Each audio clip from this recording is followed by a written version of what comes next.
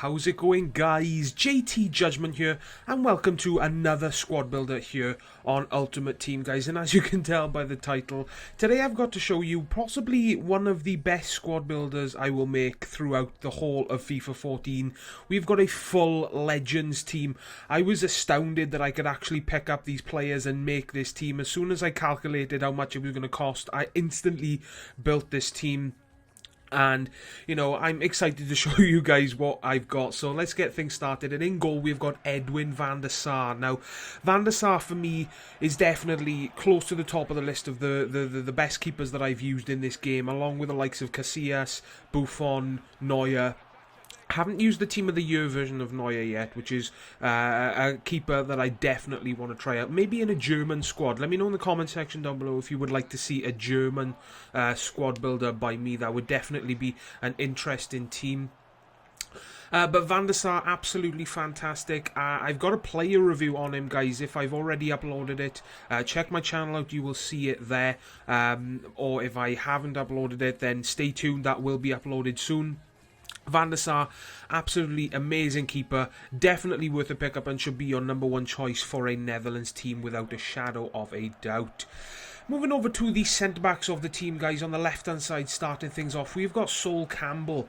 Now, one of the main reasons why I bought this guy is not mainly due to the fact that he's one of the fastest centre-back options, and if you know me, guys, you know that I will do whatever it takes and try my utmost best to get as much pace in my defence in the team as I possibly can.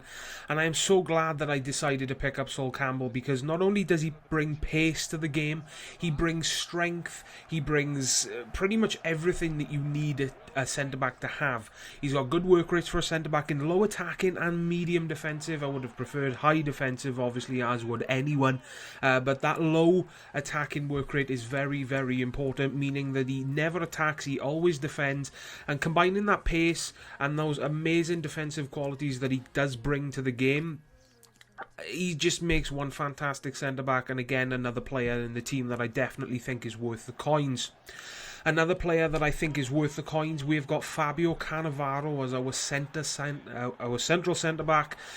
Brings to the pitch 74 pace, 89 defending and 90 heading, I do believe, which is the main stats you're going to be looking at, seeing as he is a centre-back. He's also got perfect work rates in low attacking and high defending.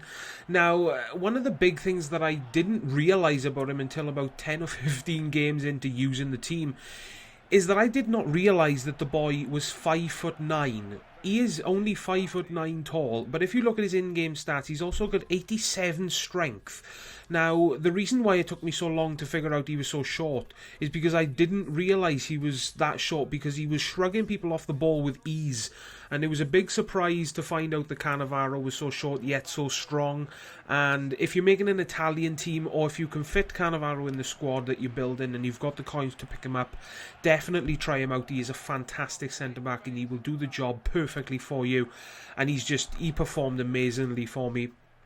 Another player that performed absolutely fantastic for me is Desai, finishing off our centre-back lineup on the right-hand side. I wanted to use this guy probably most of all the centre-backs available in the Legends lineup, because he's got perfect work rates in low attack and high defending. He's got great pace at 82, and he's also got fantastic defending capabilities and stats in 88 on both defending and heading. So, you know, if that doesn't scream amazing centre-back to you, I really do not know what does, guys. So that finishes the centre-back lineup. Moving over to the midfield, starting things off on the right-hand side, we have got Stefan Effenberg. Now, that is a name that I just love to say. I just find it so fun to say. I don't know. Try it, guys. Stefan Effenberg. Is it just me, or is that name fun to say? I don't know. But Effenberg, I mean, don't get me wrong. I think this guy defaults from packs as a centre attacking midfielder. But if you look at his work rate, he's got medium attacking and high defending, which is why I have moved him back to the centre defensive midfield role. He's also got a very good defending stat for a defensive midfielder. Now, don't take my word for it. I'm pretty sure he's got 79 defending. I don't know his card face stats off the top of my head. I'll obviously, you know, give it a second his card face will show up on the top of the screen. I mean, you know, yeah, 79 defending. He's also got very balanced stats, sorry guys, for a defensive midfielder. He done the job perfectly for me there. He's got good pace, decent dribbling, very good defending stats. He's got good passing as well. He's also got a surprisingly good long shot as well, as you can see from the clips that I got in this video. So, you know, if you're going to pick up Effenberg, definitely use him as a defensive midfielder. You know, maybe if you make a German team, him and Schweinsteiger as your centre defensive midfielders, maybe in a 4-2-3-1 formation. That is something that I would definitely like to try out myself, guys. Moving over to the left defense, excuse me, the left-hand defensive midfielder, we've got Patrick Vieira. Now, I wanted to use this guy a lot ever since the legends were released, because he's got good work rates for a defensive midfielder, medium attacking and high defensive. He's also got very, very good pace, dribbling, heading and defending stats for a centre defensive midfielder. And he's also got very good strength for a player in general. You know, I think his strength is close to the 90s. I don't think it's quite in the 90s stats, but it's definitely close. And Patrick Vieira definitely did prove to be a fantastic player. I did have to move him a bit up the pitch, sorry guys, just to test out his shooting, because he did turn out to be a very, very defensive player, which is exactly what I wanted my players to do. But seeing as, you know, this is a squad builder and I wanted to test out his shooting to show you guys what he can do, I did have to move him up the pitch for him to get into the position to try out his shooting, and he turned out to be a very, very well-rounded, balanced midfielder, and I got to say he was a pleasure to use, and I thought he was absolutely fantastic. So moving over to the left midfield spot, we have got Paulo Futre. I used this guy over Nedved because I really don't like the look of Nedved. Paulo Futre, in my opinion, looks so much better. If you're using him as a winger slash forward, sorry guys, he's got perfect work rates, high attack and low defending. He's got 5-star weak foot, 4-star skills, very good long range shooting, I will say that about him, and his dribbling is absolutely fantastic. Costs about the 500,000 coin mark.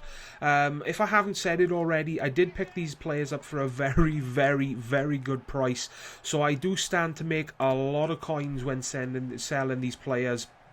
So I got a big smile on my face about that, guys. So, but bottom line, Paulo Futre, fantastic, well worth the pickup. Moving over to the right-hand side of the pitch, guys, we've got Robert Pires, and I can safely say he is one of the most overpowered players in this team. He's got very good pace, amazing dribbling, he set up quite a few goals for me. And his shooting is absolutely fantastic. You will see from the clips in this, he's scoring from all ranges. You know, he was assisting as well. His shooting is just by far his best stat. It says 79 on the card, guys, but it honestly feels about the 85-86 mark. He completely outperformed his shooting stat, and he was a complete pleasure to use. I mean, if you're making a French team, definitely choose this guy as your starting right winger, because, you know, obviously if you've got the coins, if you haven't got the coins, then Ben Arthur is a good substitute because he's left-footed and 5-star skills on the right-hand side.